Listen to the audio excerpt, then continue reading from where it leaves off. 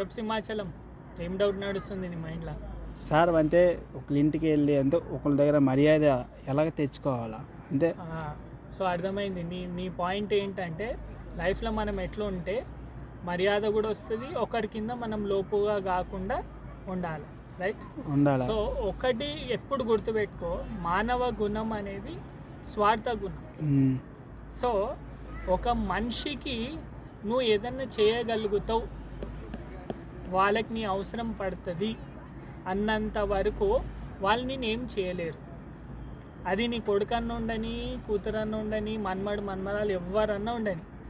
So నువ్వు చచ్చిపోయేంత వరకు నీకు ఆ హక్కు, ఎవరు నీకు లోపు చేయొద్దు అని అనుకుంటావో దానికి ఒకే ఒక దారి ఏమంటే, నువ్వు నిన్ను ఎంత స్ట్రాంగ్ చేసుకో అంటే నువ్వు అందరికీ ఏదైనా ఒకటి చేయగలుగుతావు. అది డబ్బు సాయం అన్న ఉండని, లేదు అంటే మాట సాయం అన్న ఉండని, చదువు సాయం అన్న ఏదన్నా, అంటే నువ్వు ప్రతి వాడికి నువ్వు ఏదో ఒక విధంగా అవసరపడాలి. అప్పుడు ఏమవుతుంది, నువ్వు చావు బతుకులు ఉన్నా కూడా వాళ్ళు కష్టపడి నీ ప్రాణాలని కాపాడతారు. ఎందుకు? వాళ్ళకి నీ అవసరం ఉంది. సో నువ్వు లైఫ్లో ఒకటి సాధించాలి ఏంది అంటే, నువ్వు వేరే వాళ్ళకి ఎట్లా అవసరపడగలుగుతావు.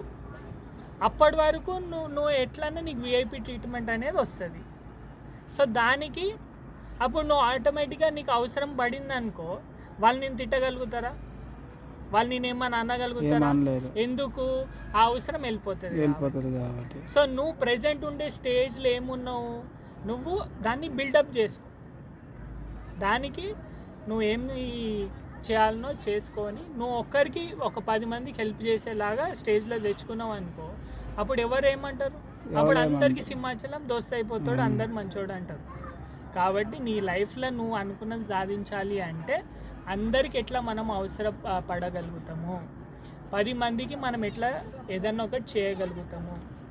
సో ఎందుకంటే మనం కూడా అంతే స్వార్థంగా ఉంటాం కాబట్టి. అవును. ఇప్పుడు మనం ఎవరో దూరం మనిషి వెళ్ళిపోతా లైఫ్ నుంచి అంటే మనం ఏమంటాము, పోరా బాబు అంటాం. కానీ నీకు కావాల్సిన అవసరమైన ఒక మనిషి పోతే నువ్వు వదులుతావా? అట్లనే మనం కూడా. కాబట్టి మనం మంచిగా ఉండాలి, ఎక్కడ తక్కువ అవ్వద్దు అనుకుంటే మనం వేరే వాళ్ళకి ఇచ్చే పొజిషన్లో ఉండాలి.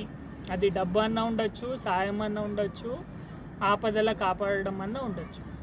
సో నువ్వు నేర్చుకోవాల్సింది ఏంటంటే ఎవరికి ఎట్లా సహాయపడగలుగుతావు. అప్పుడు నేను ఎవరు ఇన్సల్ట్ చేయరు, ఎవరు నిన్ను తప్పుగా అర్థం చేసుకోలేరు, ఎవరు నిన్ను వదులుకోలేరు. కాబట్టి నీ క్వశ్చన్కి ఒకటే simple straight and correct answer ఏంటంటే, అందరికీ నువ్వు ఎట్లా అవసరం తీర్చగలుగుతావు అది చేసుకో, నేను ఎవ్వరు ఏమన్నారు.